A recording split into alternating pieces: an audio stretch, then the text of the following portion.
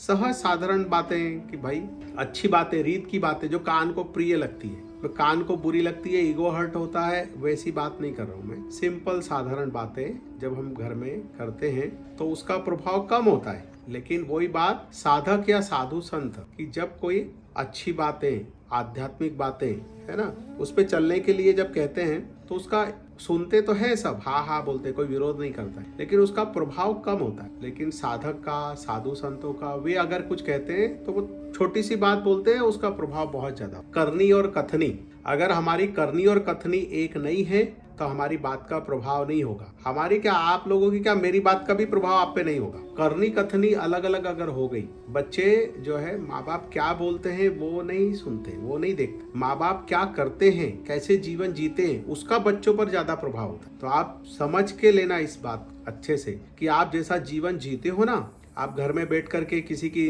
बुराई करते हो, निंदा करते हो, बड़ाई करते हो, जो भी करते हो सब बच्चे सुन रहे होते हैं। और फिर भले ही आप कितना भी प्रवचन दो कि अरे निंदा नहीं करना चाहिए, सबसे प्रेम करना चाहिए, ये करना चाहिए, वो करना चाहिए, लेकिन आप डेली रूटीन में आपकी लाइफ स्टाइल क्या है, आपका व्यवहार किस तरह से है मित्रों के साथ, पड़ोसियों के साथ, रिश्तेदारों के साथ, उसका उन पर इफेक्ट होता है। वो बोलते नहीं है, वो मन ही मन बोलते हैं कि देखो हमको तो कुछ और सिखाते हैं, पर ये वास्तव में तो कुछ और ही चीज है, उसका प्रभाव पड़ता है। तो बच्चों पे जो संस्कार बिना बोले चीजों का प्रभाव पड़ता है, और जो बोला है उसका प्रभाव नहीं पड़ता। साधु संतों का बात का प्रभाव क्यों पड़ता है, उस पर एक छोटी सी कहानी सुनाता हूँ मैं।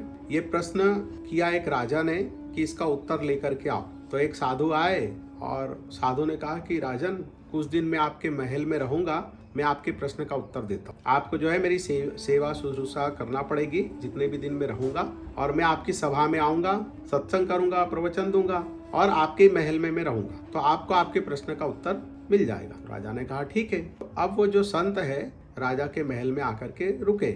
महल में एक कमरा उनको दे दिया गया सारी सुख सुविधाओं के साथ में। वो सभा में आते थे, राजन अपनी आसन से खड़े हो जाते थे, उनको ऐसे प्रणाम करते थे, उनको आसन ग्रहण करने को देते थे। पहले वो आसन ग्रहण करते थे संत, फिर राजन बैठते थे। फिर वो संत जो भी उनको सत्संग करना रहता था वो बातें करते थे, और बाकी सभा का कार्य चलता था, और सभा समाप्त। फिर वो संत वापस अपने महल में जो उनको कमरा दिया था वहां जाके अपना ध्यान भजन करते थे। तो राजन का कमरा जो है वो संत के कमरे के पास में ही था। तो एक दिन उत्सुकतावश राजन जो है संत को देखने के लिए गए कमरे में। तो संत को समझ में आया कि राजन मुझे देखने के लिए आ रहे हैं। तो राजन जैसे ही देखने के लिए आए, ऐसे दरवाजे में से झांकने लगे।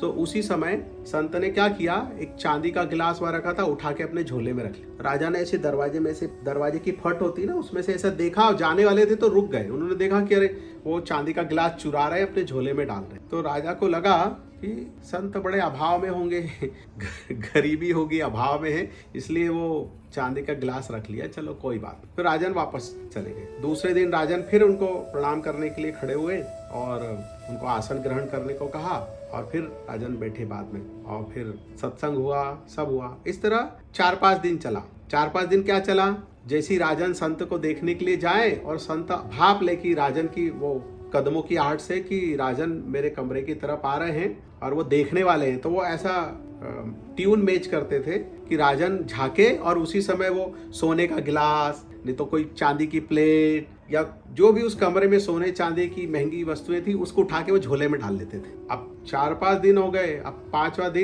दिन गुजर गए।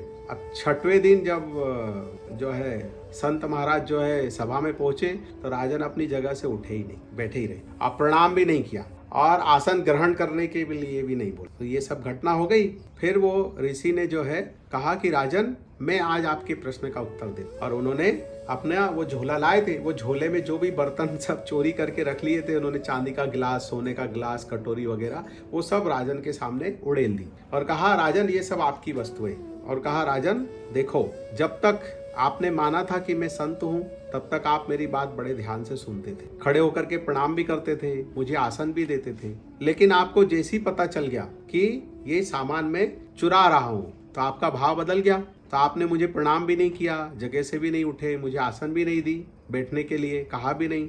और मेरी सारी जो सत्संग की जो बातें थी, रीत की जो बातें थी, वो आप ऐसे सुन रहे थे अनमने मन से। शुरू के जब 3-4 दिन गुजर गए तो उसके बाद राजन का मन धीरे धीरे खिन्न हो गया। वो सुनते तो थे पर इस कान से सुन के इस कान से निकाल देते, तो समझ में आता था कि कोई इंटरेस्ट नहीं है उनकी बात। कि जब व्यक्ति की करनी और कथनी एक होती है, जिस संत का, जिस साधक का जब वो मुख से कुछ कह रहा है और उसका जीवन भी अगर वैसे ही है तो उसकी बात का बहुत प्रभाव होता है। उसमें उसकी साधना का पावर तो होता ही होता है, ऊर्जा तो होती है, उसके इष्ट का, उसके जो परमात्मा का, उसका पावर उसमें शामिल हो जाता है। लेकिन साथ साथ उसकी जो दिनचर्या, उसका जो जीवन है, उसका भी उस पर प्रभाव होता है। तो इसलिए तो हम बोलते हैं कि बच्चे जो है माँ बाप की बातों से जीवन नहीं बदलते, माँ बाप जैसा जीवन जी रहे होते हैं उसको देख देख के उनका जीवन बदलता है। पुराने जमाने में, पुराने क्या, आज से 30-35 साल पहले तो बड़े परिवार हुआ करते थे, सब एक साथ रहते थे। 40 साल पहले ताऊ, काका, है ना, 3-4 भाई होते थे सब एक साथ। तो सबके एक एक बच्चे हैं, 2-2 बच्चे हैं। पहले 4-4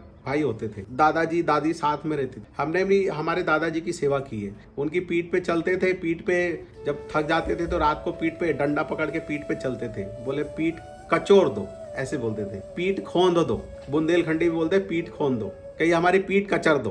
तो क्या क्या बदले में मिलेगा, तो एक कहानी सुनाएंगे। तो दादाजी कहानी सुनाते थे, उनकी पीठ पे चलते थे, फिर रोज रात को एक कहानी सुनाते थे। कई बार अब बहुत 2-3 महीने हो गए रहे तो अब कितनी कहानी सुनाएंगे, तो फिर एक ही कहानी को घुमा घुमा के अलग अलग तरीके से सुनाते थे और बड़ा मजा आता था वही कहानी बार बार सुन। तो वो घर में देखते थे कि पिताजी उनको प्रणाम करते हैं। हम हमारे बचपन में देखते थे ना पिताजी कैसे दादाजी की सेवा करते हैं। वो उन्होंने कुछ भी कहा तो जी पिताजी बाजार से ला के देते थे। तो वो देख कर के संस्कार आते थे। अब हमारे साथ पिताजी रहते हैं, दादाजी रहते हैं क्या? नहीं रहते। तो बच्चों पे संस्कार कैसे डालोगे? आप कितना भी बोलोगे माँ बाप भगवान का स्वरूप होते हैं, बोलेंगे हाँ ठीक है, उन्होंने देखा ही नहीं ना, तो प्रभाव कहाँ से पड़ेगा? तो इसलिए कहते हैं कि बच्चों को अब वो सब नहीं रहा तो आप उनको बर्थडे पे, एनिवर्सरी पे अनाथ आश्रम में लेके जाओ, वृद्धाश्रम में लेकर के जाओ, है ना, उनको दिखाओ। सिग्नल पे है, भिखारी है, कोई ऐसी जरूरतमंद है, उनकी आप जरूरतें पूरी करो, सेवा करो, तो वो बच्चों में संस्कार आएंगे। जब तक आप करोगे नहीं, खाली बोलते रहोगे ऐसे, तो उन पे प्रभाव नहीं होने वाला। साधना करने आप खुद बैठोगे तब बच्चे बैठेंगे। आप खाली बच्चों को बोलोगे सुबह जल्दी उठो और आप उठ रहे हो 10 बजे और बच्चों को बोल रहे हो 6 बजे उठना चाहिए। बच्चों को बोलोगे 1 माला करो, 2 माला करो, 5 माला करो, और आप जो है टाइम ही नहीं है, मैं बाद में करता हूँ। एक बहुत पुरानी घटना है, कुछ समय के लिए मैं पढ़ाता था। तो एक पेरेंट्स आए थे जो है माता पिता, वो अपने बच्चे का व्यवहार देख करके उनको शर्म आ गई। उन्होंने आकर के बताया कि सुबह सुबह स्कूल होती थी तो अब वहाँ पे आचार्य जी लोग बच्चों को सिखाते कि माँ बाप को सुबह स्कूल आने से पहले माँ बाप को प्रणाम करके आया करो। अब ये शिक्षा तो आचार्य ही देंगे ना। तो पेरेंट्स से कहा, पिताजी ने कहा कि अब वो छोटी सी बच्ची वो रजाई में ऐसे हाथ डाल करके पापा के पाँव ढूंढ रही है। अब पिताजी को ऐसे गुलबिला सा कुछ ऐसा लगा, ठंडा ठंडा सा, तो डर के उठ गए रजाई में से। डर के उठ गए तो वो बच्ची भी डर गई, रोने लग गई। फिर एकदम से मम्मी आ गई, तो क्या हुआ क्या हुआ? तो बोले मैं तो पापा के, आचार्य जी ने बोला है, आची आची बोलते हैं, आची ने बोला है कि सुबह पापा मम्मी को प्रणाम करके आना, तो मैं पाँव ढूंढ रही थी प्रणाम करने के लिए। तब पिताजी को रियलाइज हुआ कि अरे वो बच्ची तो मेरे रजाई में हाथ डाल के पाँव ढूंढ रही थी कि मैं प्रणाम करूं, और ये गहरी नींद में महाराज सो रहे थे।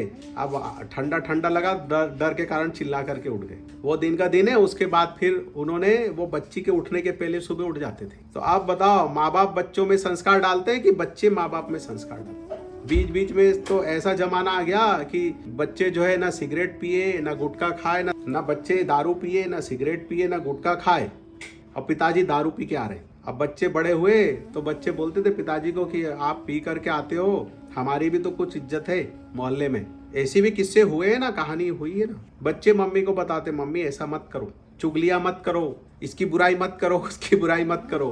पापा कहीं चले गए और मम्मी पड़ोस को अपने पति की बुराई कर रही है, तो बच्ची बोलती है मम्मा पापा की बुराई मत करो, पड़ोसी थोड़ी अपने को खाने को देते हैं, पापा कमा के लाते हैं, पापा हमारा घर चलाते हैं। देखो अब बच्चों में ये संस्कार, और माता पिता कहाँ, कौन सी स्थिति में? तो बच्चे तो भगवान का रूप हो ही गए, पर माता पिता भगवान से बड़े हुए क्या? नहीं हुए। ये चीज समझना पड़ेगी। हमसे बच्चे सीखते, हमारी जो दिनचर्या होती है उससे सीखते। अब आप फोन पे लगे हो, इसकी बुराई कर रहे हो, उसकी निंदा कर रहे हो, वो बच्चे सब सुनते रहते हैं, भले दूसरे कमरे में हो, और वो ही उनके मन में रहेगा। फिर आप बाद में कितना भी बोलो ऐसे नहीं करना चाहिए, वैसे नहीं करना चाहिए, बात बात पे आप ही चिड़चिड़ कर रहे हो, आप ही झगड़ा कर रहे हो, तो वही अडॉप्ट करेंगे ना। और फिर आप बोलते हो हमारे बच्चे तो बहुत चिड़चिड़े हो गए। अरे बाबा, ऐसे कैसे चिड़चिड़े हो गए? कहीं ना कहीं परिवार में कोई ऐसा होगा, तभी तो बच्चे ऐसे हो रहे हैं। तो आई बात समझ में। ये सूक्ष्म रूप से समझने का विषय है कि अगर बच्चों में वो चीजें आए तो उसके लिए अपने अंदर परिवर्तन लेकर के, तो हम जैसे रहेंगे वैसे हमारे बच्चे बनेंगे। हमेशा सब लोग जो है अपनी करनी और कथनी को एक करने की कोशिश कर। अगर बच्चों में कोई कमियां आपको दिखाई दे रही है तो आप चिंतन करो कि वो कमियां कहीं हमारे अंदर तो नहीं है। बच्चे हमारे आलसी हैं, बच्चे बुराइयां कर रहे हैं, या बच्चे बातें बना रहे हैं, गोल गोल बातें घुमा रहे हैं, तो सोचो कहीं ये चीज हमारे अंदर तो नहीं है। हम तो ऐसा नहीं करते। किड्स इज आवर मिरर, है ना। Hari Om. Greetings from the Nispriyog Kriya Yoga team. We hope you enjoyed this video on our Guruji's lecture, as we enjoyed bringing it to you.